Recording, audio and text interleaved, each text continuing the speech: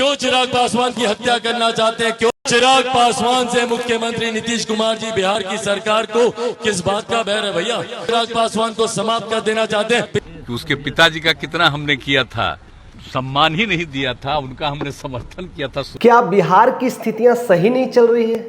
क्या बिहार के मुख्यमंत्री का अभी कोई ठिकाना नहीं रह गया है? क्या सही में नीतीश कुमार ही मुख्यमंत्री बनेंगे या कोई और चेहरा होगा? इसको लेकर करके बिहार में हमेशा सियासी जंग चलते रहती है। जितने भी एनडीए के दल के घटक लोग हैं, चाहे वो लोजपा हो या रामविलास पासवान की पार्टी हो, चिराग पासवान का दल हो, चाहे वो बीजेपी के कोई मेंबर हो, चाहे जीतन राम मांझी हो, चाहे उपेंद्र कुशवाहा हो, चाहे दिलीप जायसवाल हो, हर कोई यही कहता है।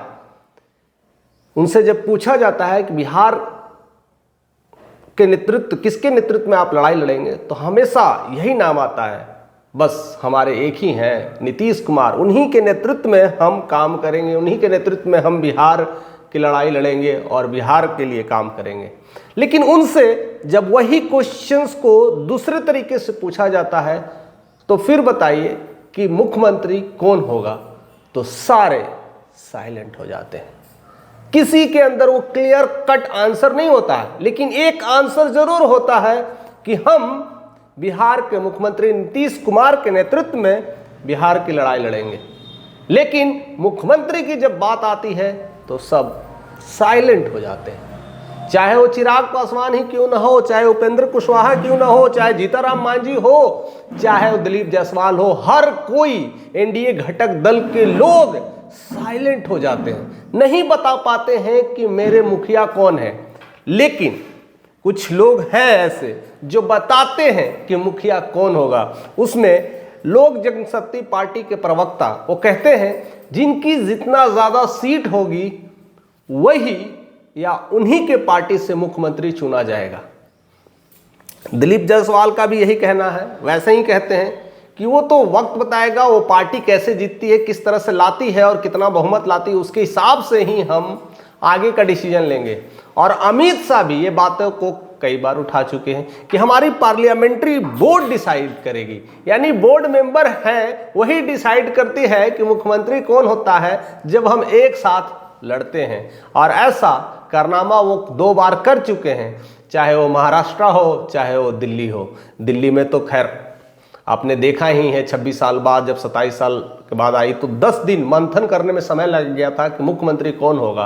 कई सारे नाम, कई सारे चेहरा, कई सारे पहचान, कब किसको किसका क्या मिल जाता है कुछ नहीं पता चलता है। बट इतना तो समझ में जरूर आता है कि नेता बीजेपी की ही कैंडिडेट हो, यानी वो महाराष्ट्र हो या दिल्ली हो या और कहीं भी हो, उसकी बात में एक झलक तो ये आती है कहीं ना कहीं अमित शाह और मोदी की जो जोड़ी है वो चाहती है कि बिहार में भी बीजेपी की ही मुख्यमंत्री चुना जाए, बीजेपी का ही चेहरा रिप्रेजेंट किया जाए। तो फिर सवाल ये उठता है कि नीतीश कुमार क्या है? वो केजरीवाल के अन्ना हजारे की तरह तो नहीं रह गए कि अन्ना हजारे के नाम पे लड़ा और केजरीवाल मुख्यमंत्री निकल के आ गया। ऐसा तो नहीं हो रहा है। या महाराष्ट्र में शिंदे के लेकर के लड़ाई लड़ी गई, शिवसेना के लेकर के लड़ाई लड़ी गई और मुख्यमंत्री फडणवीस हो गए। क्या यही तो नहीं हो रहा है बिहार में? मुख्यमंत्री नीतीश कुमार के लिए लड़ाई लड़ी जाएगी और सीएम कोई और पद लेके चला जाएगा। इसीलिए नीतीश कुमार जो बिहार के चाणक्य कहे जाते हैं, उनको सब पता है कि उपेंद्र कुशवाहा के मन में क्या चल रहा है। जीतन राम मांझी के साथ ऐसे ही खटपट चलते रहता है, उनके मन में भी क्या चल रहा है, बीजेपी हमसे क्या चाह रही है, ये सब पता है। और चिराग पासवान तो जग जाहिर है कि मुख्यमंत्री के लिए ऐलान हो चुके हैं, तो हर चीज कहीं ना कहीं पता चल रहा है।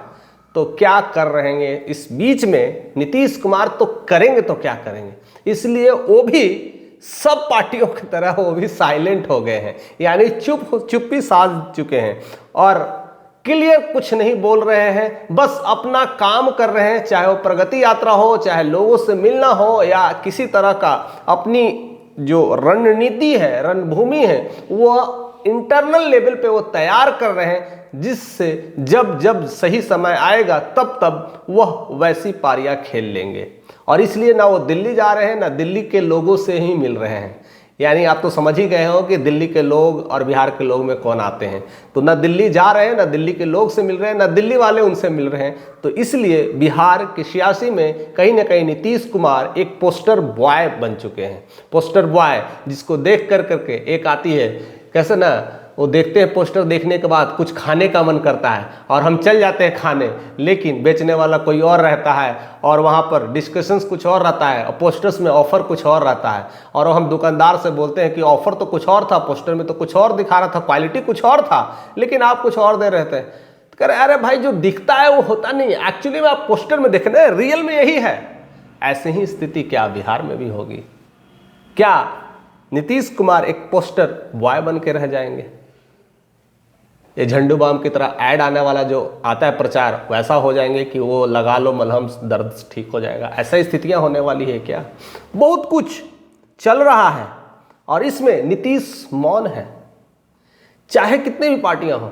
और विपक्ष ऐसे भी घेर रही है उनको कहीं ना कहीं नीचा दिखाने के लिए, कमजोर दिखाने के लिए, बीमार दिखाने के लिए, और उन्हें किसी तरह से उनकी लोकप्रियता भंग की जा रही है। और दूसरी तरह नीतीश कुमार अपने बेटे के लॉन्च को लेकर के जितनी एक्साइटेड है या जिस तरह से प्लान कर रहे हैं, उनको भी कहीं ना कहीं धूमिल करने की कोशिश की जा रही है। कहीं ना कहीं निशांत कुमार को भी लेकर करके लोग कह रहे हैं कि ये बच्चा है, नादान है, नासमझ है, इन्हें अभी कह सकते हैं सियासी लड़ाई के बारे में कुछ भी नहीं पता है, राजनीतिक माहौल के बारे में कुछ भी नहीं पता है। एक स्पिरिचुअल आध्यात्मिक इंसान है, उनको इसमें क्यों ढकेला जा रहा है?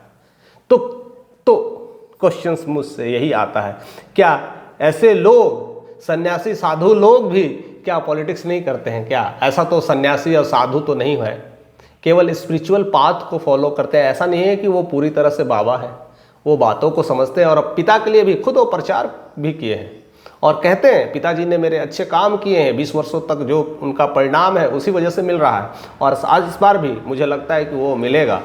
तो उनकी भी कहीं ना कहीं ख्याति को डुबाया जा रहा है। क्या नीतीश कुमार को ये नहीं समझ में आ रहा है? सब समझ में आ रहा है, बस वह टाइम है, वो समय है। अब वो समय कब आएगा, किस समय वो अपनी बम फोड़ेंगे, क्या करेंगे, वह तो वक्त बतलाएगा। लेकिन इस सारे जवाब से, इन सारे एनडीए के प्रवक्ता के जवाब से यह जग जाहिर हो चुका है कि नीतीश कुमार सिर्फ एक एनडीए के चेहरा ही है, मुख्यमंत्री तो नहीं है। तो फिर आपके नज़र में अगर कोई मुख्यमंत्री का चेहरा है तो वो कौन होने वाला है? क्या वह चिराग पासवान होने वाले हैं? क्या बीजेपी के कोई एक ऐसा मेंबर निकलने वाला है जिसको अभी तक हम अनजान हैं?